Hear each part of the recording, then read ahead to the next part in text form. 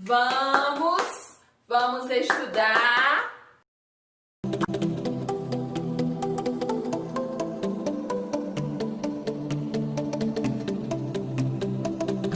Oi, meus amores, tudo bem? Vamos começar mais uma aula de história. E hoje, minha gente, nós vamos falar de um assunto meio triste, né? Nós vamos falar de brigas, de morte. Não sei nem porque eu tô alegre hoje, nem deveria estar, porque o assunto realmente é um pouquinho triste. Mas vamos lá. Vocês lembram que na aula passada a gente conversou sobre a descoberta do ouro?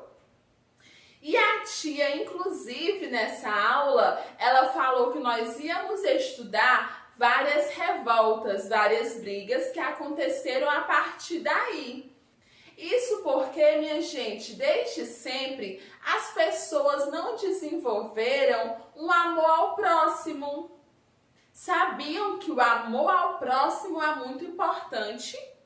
E quando a tia fala de amor ao próximo, não é aquele amor de abraçar, de beijar, de levar para casa, não. É um sentimento de você querer o bem do próximo sem precisar conhecer ele.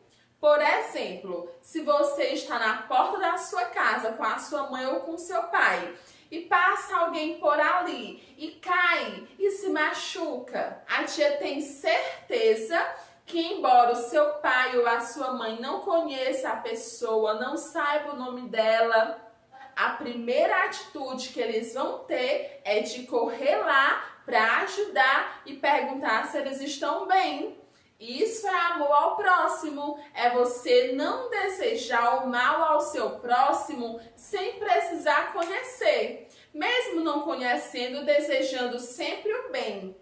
Mas, infelizmente, nem todo mundo tem esse sentimento de amor ao próximo. Por isso que existe tantas guerras, tantas mortes, tantos roubos, tanta coisa ruim no nosso país, no nosso mundo, não é verdade?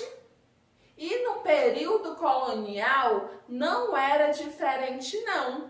As pessoas que viviam ali no período colonial eram exatamente como as pessoas de hoje. E elas tinham, minha gente, grandes interesses econômicos. Elas não se importavam com os outros, não. Elas queriam era lucrar, eram ser ricos, eram viver bem.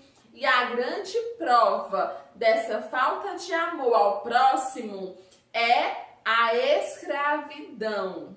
É um senhor poder dormir, comer o que é bom, viajar, ter dinheiro à custa do sofrimento da vida de uma outra pessoa.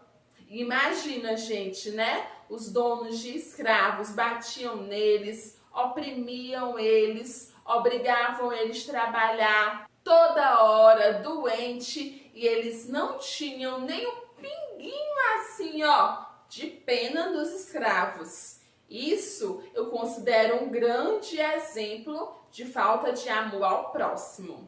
Pois é, e é exatamente essa falta de amor ao próximo que aconteceram aí na história muitas guerras, muitas revoltas.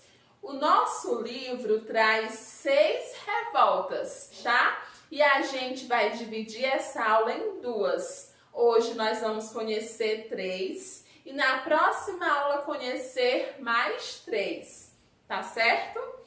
A primeira revolta que a gente vai conversar é a revolta dos Beckman, certo? A revolta dos Beckman, liderados por 2 irmãos, Manuel Beckman e Thomas Beckman. Essa revolta, minha gente, aconteceu em Maranhão, certo? Vamos imaginar que nós estamos chegando em Maranhão. Olha que cidade bonita, né? Estamos chegando em Maranhão e essa revolta aconteceu exatamente ali. Mas vamos começar do começo. Por que aconteceu? Maranhão era uma cidade no período colonial pouco desenvolvida. Eles viviam ali da agricultura, certo? Principalmente da cana-de-açúcar. Quando os holandeses são expulsos do Brasil, que eles levam com ele várias mudas de cana-de-açúcar, existe aí, minha gente, uma quebra na economia do nosso país. Por quê? Porque o Brasil não estava mais conseguindo vender a cana-de-açúcar como anteriormente. Não tinha mais quem comprasse do Brasil a cana-de-açúcar. Então, as pessoas que tinham invertido tudo que elas tinham no cultivo da cana-de-açúcar estavam sem dinheiro, estavam tristes, estavam realmente sem saber o que fazer. E essa era a realidade das pessoas que moravam em Maranhão. Elas estavam sem saber o que fazer. Mesmo assim, eles trabalhavam no cultivo de outras coisas, como, por exemplo, o algodão e as drogas do sertão, que eles chamavam na época disso. Não sei porquê, mas eles chamavam de droga do sertão. Que era o que, tia? Era o cacau, era a canela, era o alecrim. Então eles cultivavam essas coisas e viviam da agricultura. Mas para isso, minha gente, eles precisavam de escravos, não é? Para estar diariamente plantando, colhendo, cultivando o solo. Porém, a gente sabe que desde o período do primeiro governador do nosso país, que os jesuítas, eles estavam lutando contra a escravidão dos índios. Lembram? Os jesuítas defendiam que os índios eram os nativos, eram os primeiros donos da terra e que eles precisavam ser catequizados e não mortos e não feitos escravos. Aí o que acontece? Depois de anos de tentativa, a coroa portuguesa atende aos pedidos dos padres e eles proíbem de vez a escravidão dos índios, tá? Agora, quem quisesse um escravo tinha que comprar um negro vindo da África, trazido pelos portugueses. Mas observem a diferença. Se eu sou um senhor de engenho e eu preciso de um escravo, eu vou à procura na mata, né? Capturo um índio ou dois, trago para mim, prendo esse índio e obrigo ele a ser meu empregado.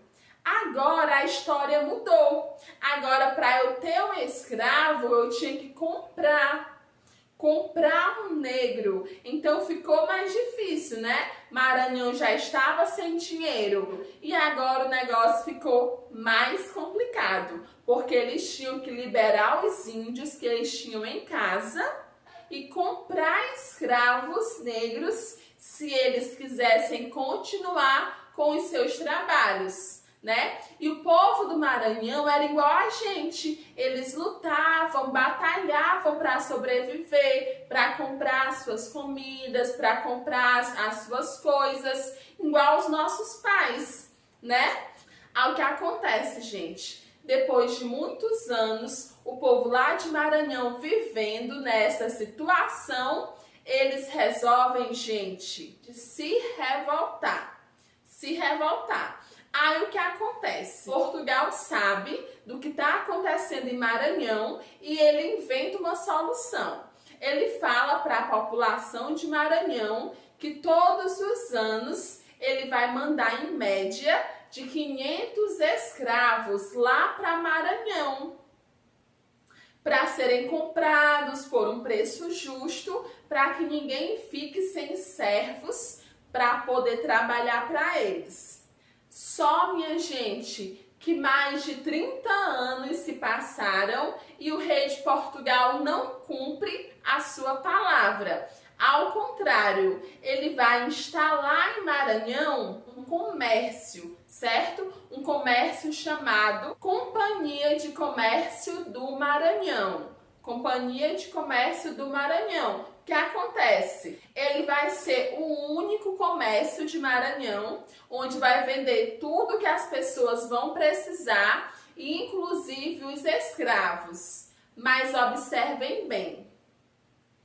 Todo produto que vinha de Portugal para esse comércio do Maranhão era vendido mais caro, porque os portugueses que trabalhavam na Companhia do Comércio de Maranhão se achavam no direito de lucrar também, né? Ou seja, se eles compravam um negro por R$100, ele vendia para Maranhão por 150. E o povo de Maranhão ficou totalmente insatisfeito com aquela atitude do rei de Portugal. E foi aí que os irmãos Manuel e Tomás Beckmann resolveram tomar uma iniciativa.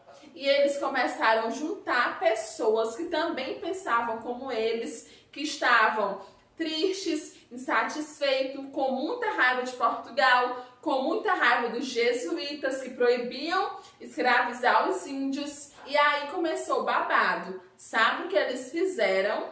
Eles invadiram o colégio dos jesuítas, bateram em todo mundo, inclusive nos padres. Isso aí, bateram nos padres, minha gente. Quebraram tudo, reviraram tudo e depois eles foram lá na Companhia do Comércio do Maranhão e saquearam tudo. Sabe o que é saquear? É chamar a galera e todo mundo entrar, pegar o que quer e sair, né? Roubar as coisas. Roubaram tudo que tinha lá e ainda prenderam os portugueses que estavam trabalhando aí. Olha a revolta, né? Todo mundo com muita raiva de Portugal fazendo essas coisas que eram realmente erradas. Eles tinham motivo? Tinha. Mas era errado? Era errado sim. Foi aí que Portugal soube da revolta, mandou um governador bem casca-dura e quando o governador chegou, ele foi querer colocar a casa em ordem, né?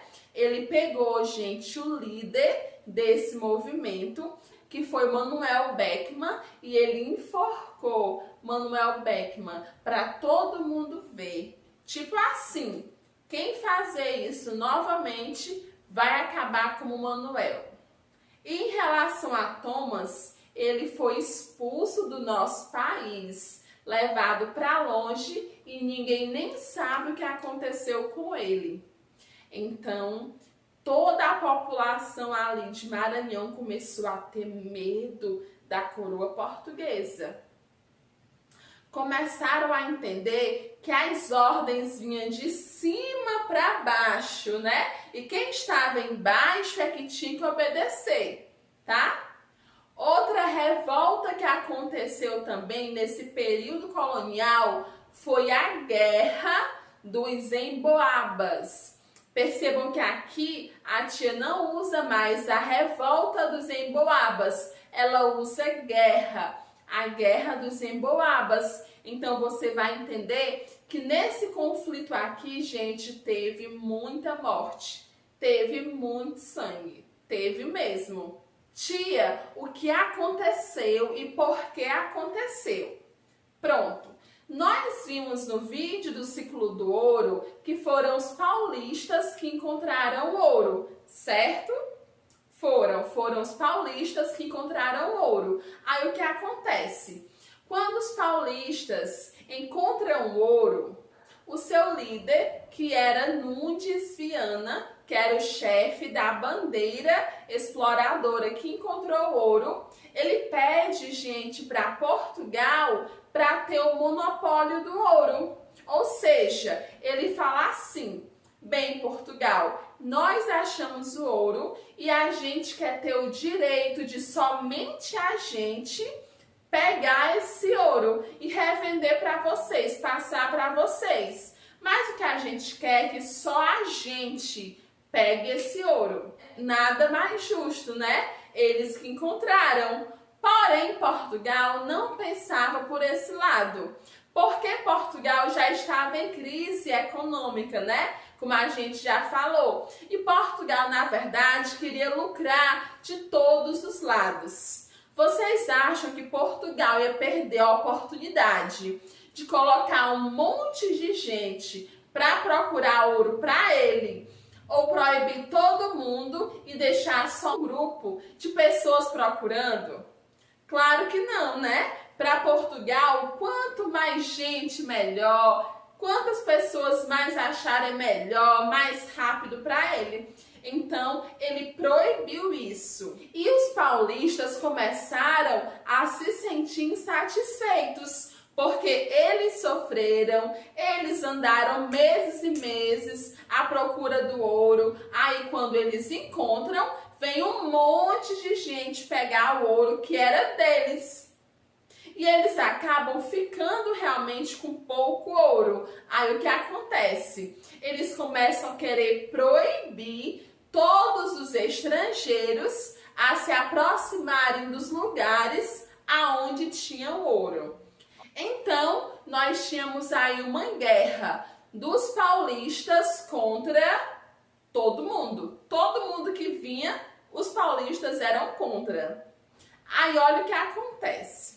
Portugal reforça, né, o seu exército para vir para cá buscar ouro. Quando esses portugueses, cheios de frescura, foram barrados, eles se irritam, né? Eles se irritam. O nome, inclusive, de Emboabas vem daí, porque Emboabas, minha gente, era um nome pejorativo, que significava forasteiro, aquele que vinha de fora, certo? Por isso que para os paulistas, quem vinha de fora eram Emboabas, certo? Então o que acontece? Depois de muita luta, Portugal quer fazer um acordo com os paulistas e eles marcam um encontro. E nesse encontro, infelizmente, uma guerra é travada e sabe quem perde? Infelizmente, quem perde são os paulistas, que eram a minoria. Todos eles morrem. Muito sangue ali é derramado. O resto que sobrou dos paulistas foram expulsos de Minas Gerais e Portugal agora é o dono das terras onde tinha ouro. Essa foi a Guerra dos Emboabas. Agora, para finalizar, nós temos a Guerra dos Mascartes, tá? E essa guerra acontece entre duas cidades, Olinda e Recife, tá? Olinda e Recife. Começando por Olinda, Olinda, minha gente, foi fundada no ano de 1535. Isso aí, 12 de março de 1535. Fundada por quem, tia? Por um capitão donatário, Duarte Coelho da Costa, que a gente já conheceu ele, né? Lá nas capitanias hereditárias. Duarte Coelho da Costa, ele fundou Olinda e conta a história que quando ele, né, chegou no Brasil, ele é um português, quando ele chegou no Brasil com aquele seu lote de terra para cultivar o açúcar, cultivar a cana-de-açúcar, ele olha para o lugar onde é Olinda hoje e ele fala: ó linda vista, para se edificar uma cidade. E por isso que o nome da cidade é Olinda, em homenagem ao fundador Duarte Coelho da Costa. Lá na Olinda as pessoas eram bem desenvolvidas graças à cana-de-açúcar, tá? Então a gente sabe também que quando existe a queda do comércio da cana-de-açúcar, a Olinda também, como Maranhão, ela vai se dar mal, certo?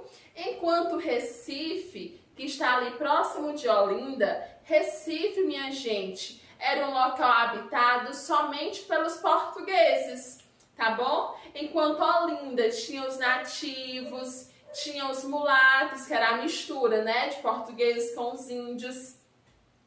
No Recife, era praticamente só a nata, né? Só os portugueses. Então a gente entende o motivo de Recife ser uma cidade tão bonita. Como vendo aí, vários pontos turísticos, várias construções luxuosas, né? Naquele tempo existia já um palácio, existia uma ponte gigantesca, então a cidade realmente era luxuosa. Se olhava para a cidade e se admirava da maneira que a cidade era. Então Recife, como tinha apoio de Portugal, por ser todos portugueses, ela não sofreu economicamente com a queda da cana-de-açúcar, certo? Ao contrário, os portugueses ali eram chamados de mascartes porque eles tinham uma prática de vender vários utensílios luxuosos de porta em porta. Que utensílios tinha? Sedas, veludos, vinhos, utensílios realmente bem luxuosos. Aí o que acontece? Com a crise na Olinda, Recife começa a emprestar dinheiro para Olinda se manter, para Olinda começar a buscar uma outra renda. Então Recife vai querer ser o bonzinho, né? Emprestando dinheiro para Olinda. E a Olinda tentando se sair da crise, tentando ganhar vida, tentando trabalhar. E o que acontece, minha gente? Como o Recife se desenvolve, os portugueses pedem a Portugal, rei Dom João V, pedem a ele o título de vila, porque eles até então eram nomeados como se fosse um povoado, algo mais simples, né? Como eles estavam bem desenvolvidos, tinham várias construções belíssimas,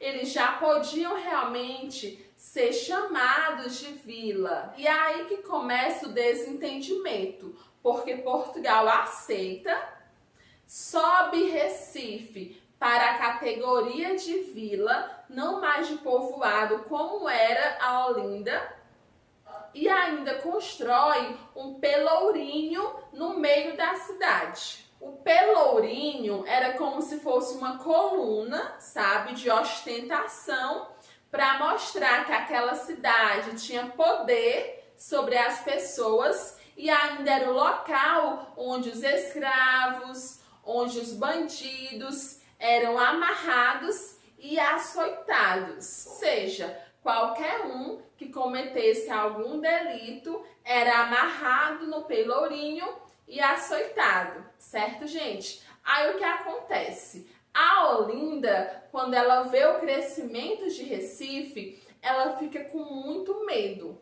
Medo de quê? Uma vez que agora Recife era uma vila, tinha poder, pelourinho e tudo, eles temeram realmente que o Recife invadisse a Olinda, querendo pegar o território que é da Olinda e escravizar todo mundo. Por quê? Porque a Olinda estava falida e devia muito a Recife. Então foi tipo assim, a Olinda pensou, antes deles nos atacar, é melhor a gente atacar eles. Deu para entender? A Olinda, com medo do Recife pensar em atacar eles, eles vão lá e atacam primeiro.